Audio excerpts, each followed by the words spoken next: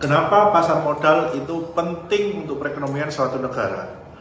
Paham nggak kalau pasar modal itu adalah suatu leading indicator terhadap kondisi perekonomian suatu negara. Ketika pasar modal ini turun terus, itu artinya ada sesuatu yang salah dari negara tersebut. Apalagi kalau kita ngomong negara lain baik-baik saja, yang turun cuma dia. Ini yang menghilangkan namanya investor trust. Investor trust hilang, jangan harap ada investasi yang namanya ke real market.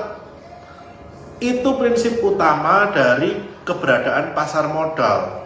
Dan ingat, memang rakyat kecil itu nggak ada yang punya saham, tapi kalangan menengah banyak yang punya saham. Kita tahu purchasing power dari kalangan menengah ini lagi turun. Mau naikin purchasing power, naikin prosperity-nya. Lihat di Amerika.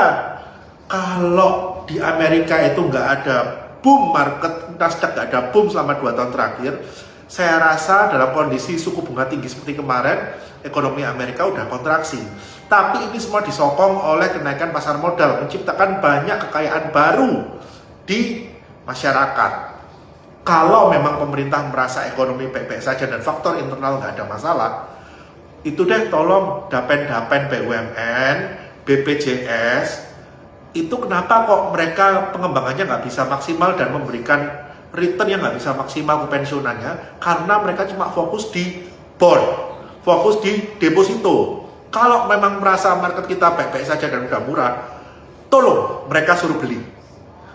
Nggak ada ceritanya market ditelantarin sama negara dengan alasan rakyat kecil nggak punya saham.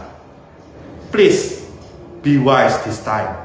Jangan sampai kita di-exclude MSCI kayak China that time. Kita nggak ada kemampuan untuk bounce back seperti China kalau kita sampai di-exclude MSCI. Bijak berinvestasi bersama Bear.